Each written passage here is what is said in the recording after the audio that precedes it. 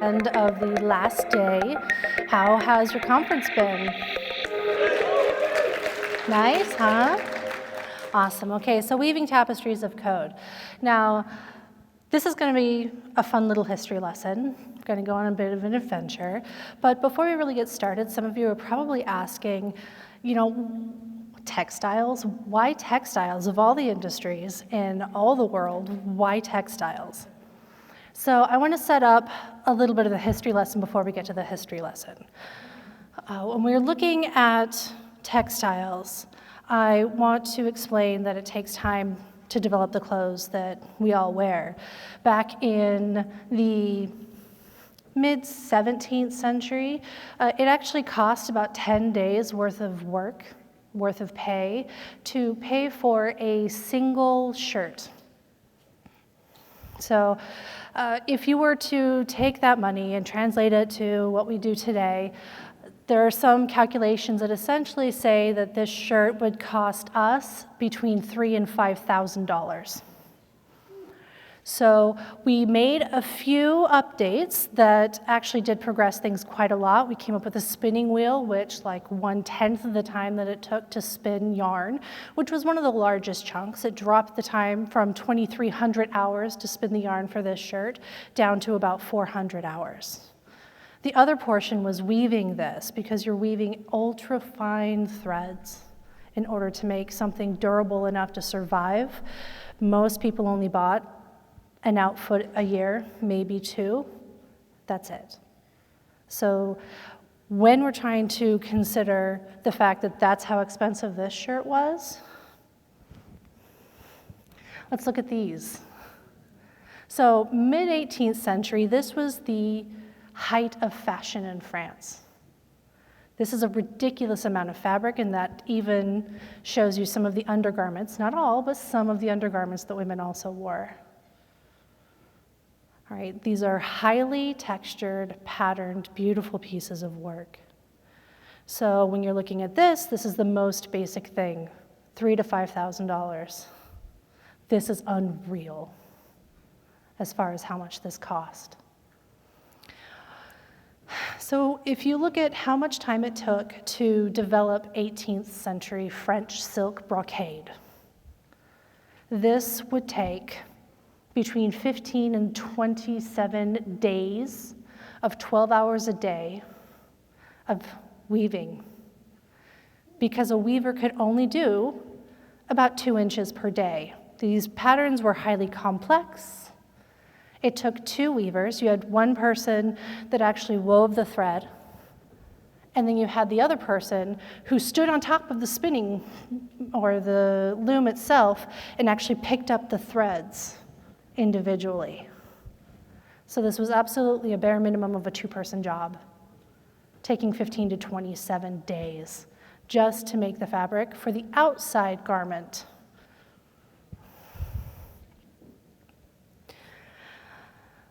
So then we get to this picture, which is one of the most famous early computing pictures ever.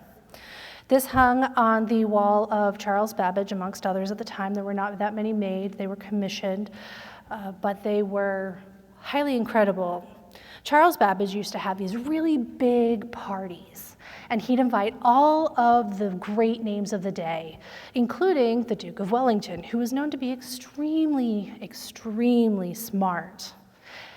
And Charles Babbage kind of leaned on a hip and would look at him and say, "So, how do you think this picture was made?" And the Duke of Wellington would look at this, and he'd say, "Well, it looks a lot like a woodcut. And if you look at this woodcut, it actually does look a fair amount like that woodcut, except when you look deeper, it looks more like your suit jacket than it does a woodcut. And that's because everything from the words on the bottom to the image itself to the background is all woven using a JACQUARD loom." This took 24,000 cards to program, when the average French silk brocade took about 4,000. It would take months to lay this out. We got the French JACQUARD loom, starting in December of 1800 was when the patent was given. It was put into production in about 1801. And it's a little bit misleading because it's not just the loom that we're talking about, it's basically that top box was the real innovation. But there's really nothing on this loom that was unique to jacquard.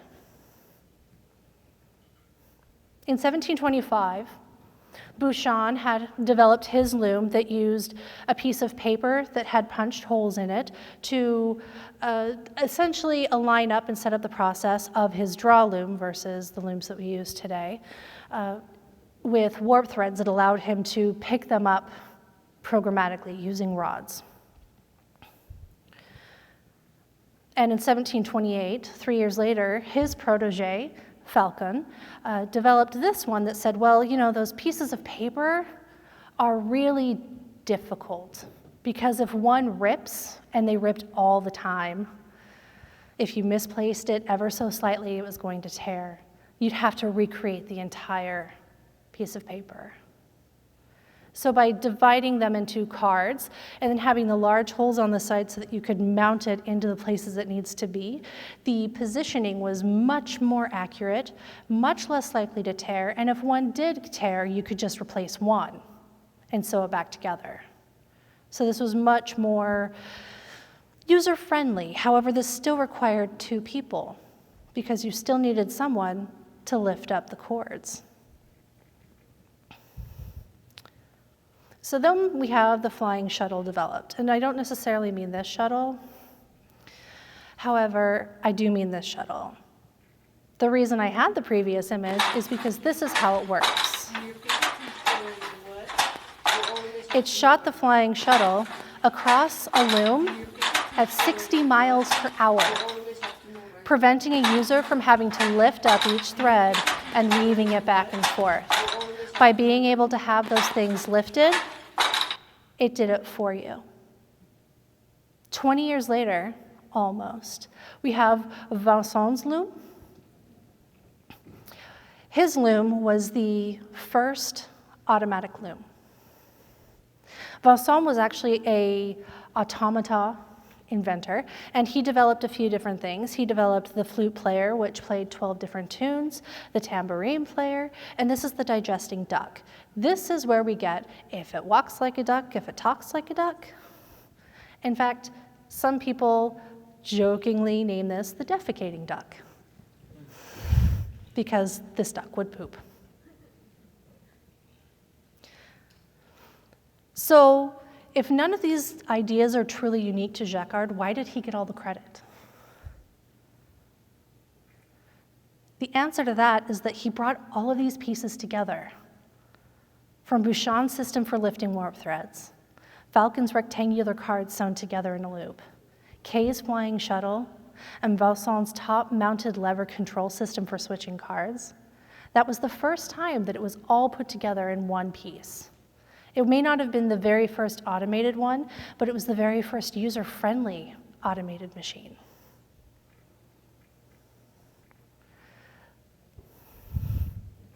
Now, unfortunately, right about this time, just shy of when this was developed, we had the French Revolution, and more specifically, we had the Reign of Terror. It took 10 months to kill off about 1/5 of the French population. Like 400,000 people died. Now, though that hit most of the demographics within France, it was pretty heavily geared towards the clergy and the aristocracy, which meant that by the time the jacquard loom came out, nobody wanted French silk brocade. So what happened to our jacquard loom? Richard Roberts, who developed every single one of the things on this list, a wet gas meter, improved lathe, planing machine, power loom, self-acting spinning mule, which allowed us to spin, starting at 4 threads, which is what we could do then, up to 80 threads per machine, dropping what used to be 400 hours worth of work into 9 minutes. The gear cutting machine, the electromagnet, and the punching machine. He took jacquard's loom, specifically the head, and attached it to something that we now know as a riveter. And because of Richard Roberts, we not only have the first automatic powered loom that no longer needs people to sit there and weave, we also have industrial military ships and bridges. And that's where it went.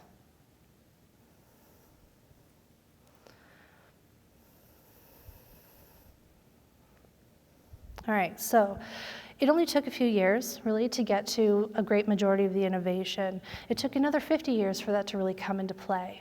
But once it did, it very quickly jumped from an automated loom into a powered loom.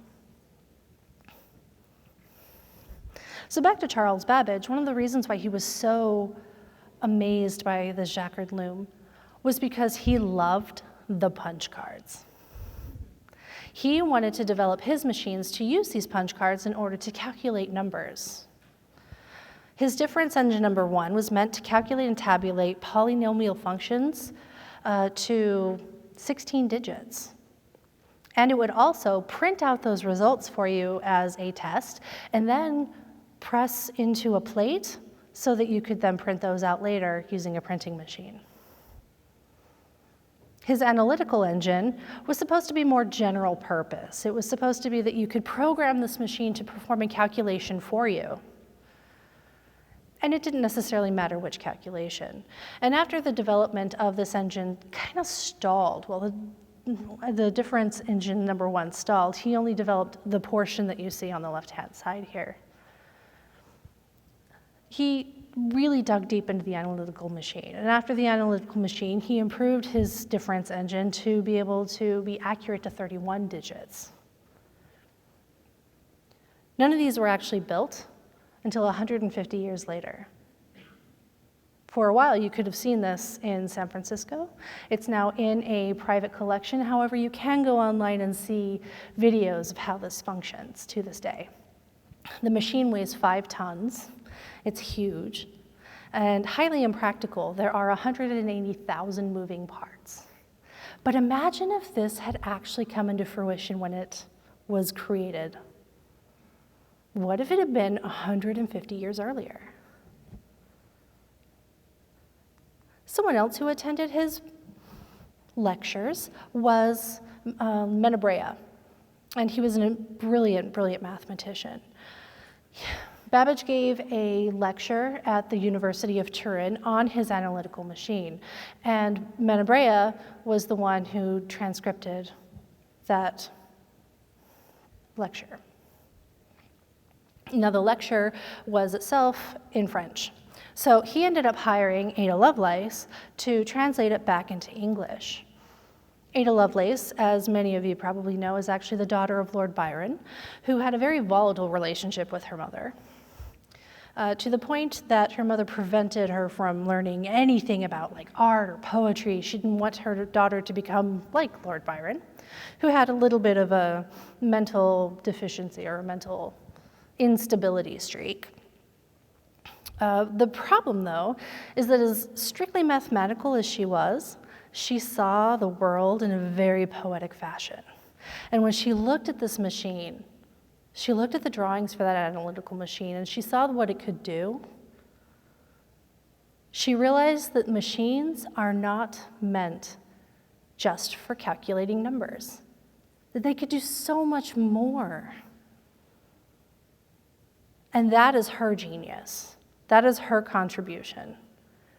She ended up publishing the work with enough footnotes to be much longer than the actual work that she transcribed in the first place. She did have some help from Charles Babbage regarding some of the details of the machine. The algorithm that she developed was based on a logic structure that previously existed. So again, she got a lot of credit because she put it all together.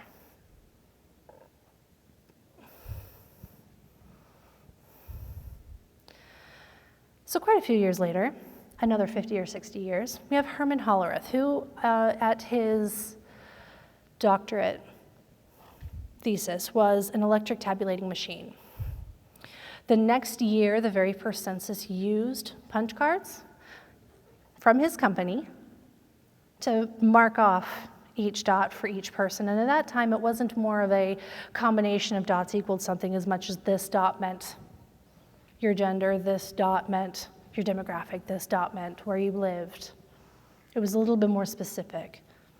All right, by 1911, his company combined with 3 other companies to make a 5th company called Computing Tabulating Recording Company, which a few years later, we now know as IBM. In 1928, IBM introduced rectangular, whole, 80-column format punch cards, which is why, to this day, our IDEs default to 80 columns, all based on JACQUARD LOOM punch cards.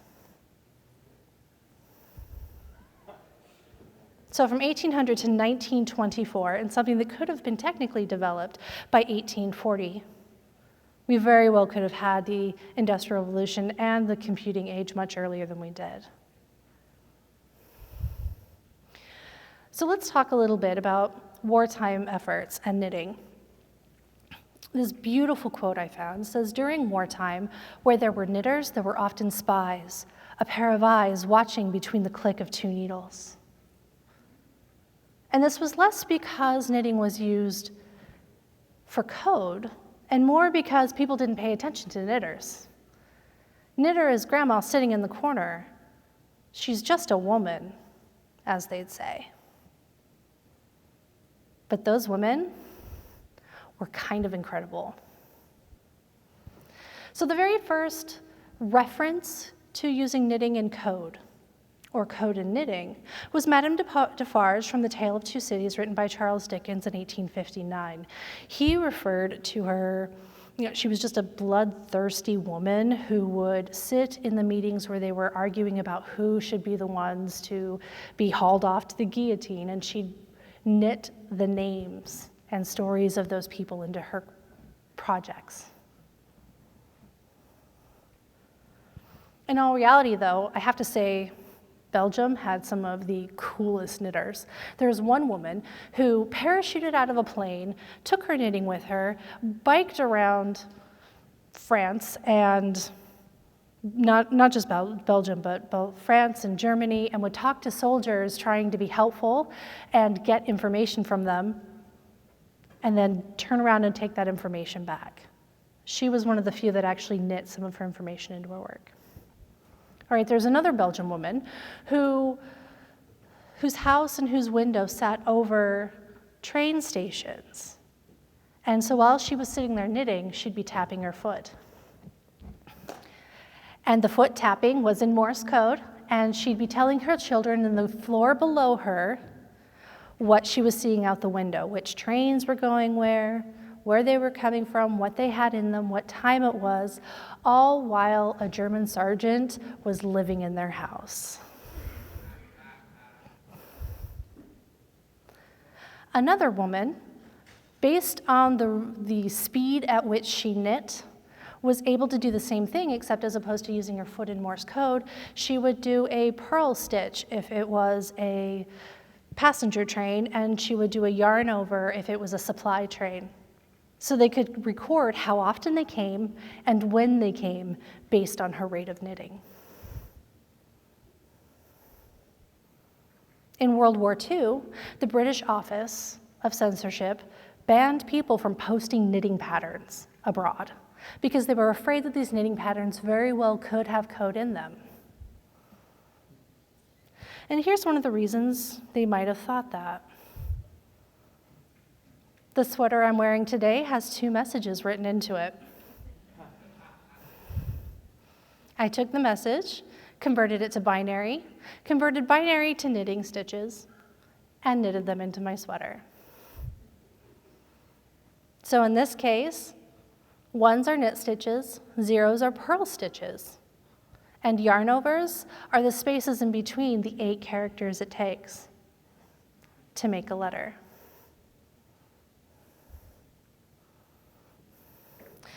So knitting and crocheting and weaving and stitching and embroidery, goes much farther than just messages and punch cards. There's some beautiful mathematical things that we can do with crocheting, for instance. So look at the middle picture. The top one has two parallel lines. This is what we know as parallel lines. They are two straight lines that will never cross. But in hyperbolic knitting, all three of those intersecting lines on the top are parallel to the line below it. And when this woman, Diana Tamina, asked how, why, her teacher said, imagine it, because we can't show you. And it wasn't until 20 years later when she had to teach hyperbolic physics and geometry that she really looked deeply and discovered that it was a crocheting pattern she was looking at. So she started crocheting and playing with it a bit, and this is what she came up with. And this is one of her very first versions. And this is what she took to her students and said, look, if you fold along these lines, they never intersect. It's not that these are straight lines, it's that they're straight on the plane themselves. If you fold it into a straight line, that's what they are. But if you look at them in comparison to the line below it, they curve so that they never touch. They curve into each other and they curve out. It wasn't until 1990s that we were able to actually visualize hyperbolic geometry, because crocheting is the only form of fabric that actually allows us to play with it and interact with it and see it for the first time.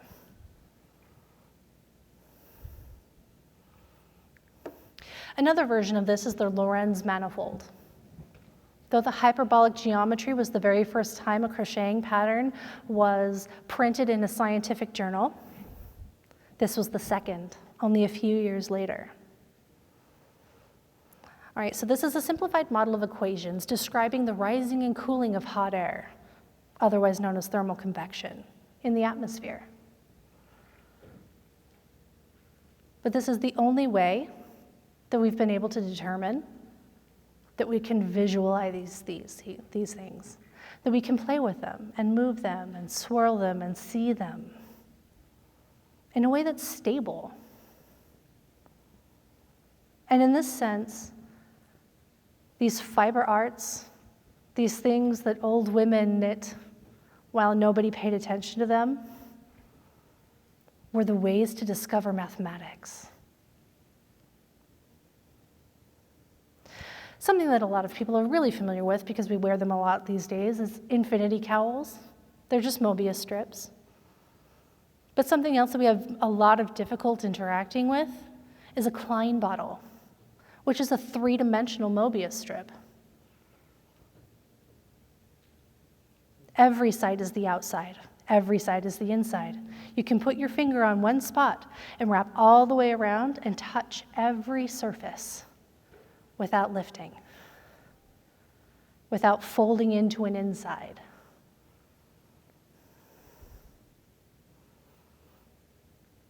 And beyond mathematics, we also have data visualization. There's something impactful about having color and texture in front of you like this. This scarf is not actually every day in 1 year. It's one day for 100 years. This is defining what global warming looks like over time. In another one, they decided to map their sleep patterns of their children when they were babies, their first year. And they could see how they went from very erratic and who knows when to something much more stable. And in the third one, a woman who really, really hated her commute some days and was loving it on others would knit different colors based on what the delay was that day. And that ended up selling on eBay for $8,600.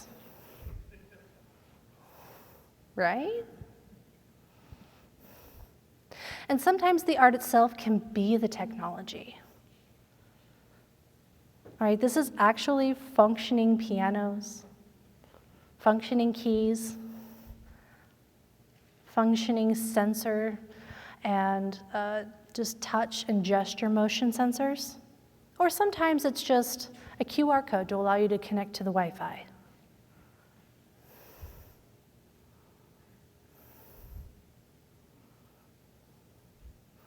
But my question at this point is knitting a programming language? How far have we really come with this? And if you look at knitting, there's really only these 3 stitches. Unlike crocheting, who has hundreds, thousands, same thing with embroidery, knitting only has these 3. You may do them in different orders. You may knit 3 together, but in the end, it's just a knit stitch. All right, and the purl is the opposite side of a knit stitch. So you're just doing it backwards. And yarn over is the way to make space, which is how I made this sweater. Knowing that, how many of you can read this? Okay, this is a full knitting language. This is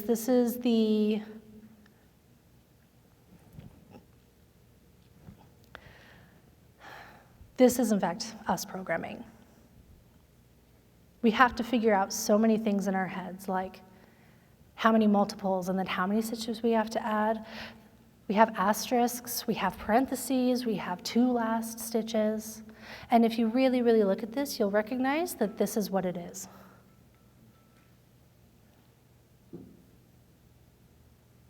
All we're doing is we're saying we have some stitches that we have to do before the loop starts. And then we have our loop, or a do while in this case. Do, purl 1, knit 3, while we have more than 3 stitches left. And then we purl 1, knit 2. So though this pattern actually shows how we'd knit every row, the entire project, including the entire brocade stitch, is on my GitHub repo. Let's see if this will let me do it.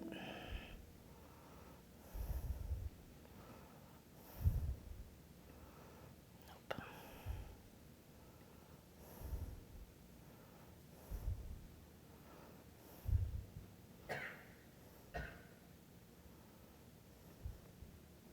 So this is essentially how it works. So if you take those stitches, and we say we want 18 inches, and we knit 6 stitches per inch, and we want our diamond brocade stitch, it prints out not only how many cast-on stitches that fit within those 8 stitches wide plus 1, but also every knit and purl that's in those repeats. So we could either do this,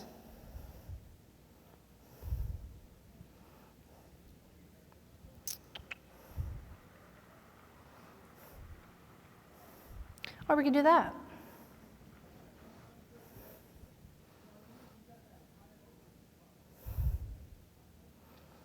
So I have one last quote for you from a lovely woman named Linda Lucius, and she has a really energetic TED Talk that's just magical.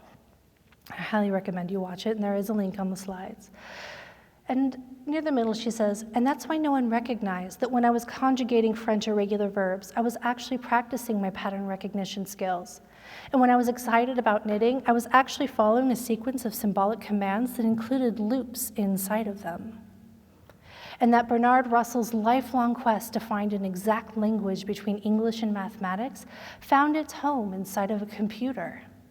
I was a computer programmer, but nobody knew it.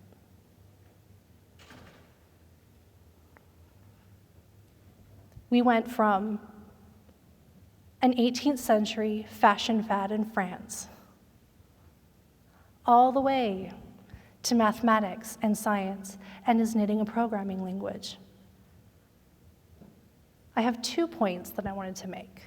One is we all stand on the shoulders of giants, and just because your idea may not be absolutely unique in every fashion doesn't change the fact that it's yours and it's important and it should be heard. And the other is that sometimes you have to step away from the computer and play with something to truly discover something unique. I'm Jen Luker. You can find me on Twitter. And if you want to know more information, I have quite a few. Please come talk to me. Thank you.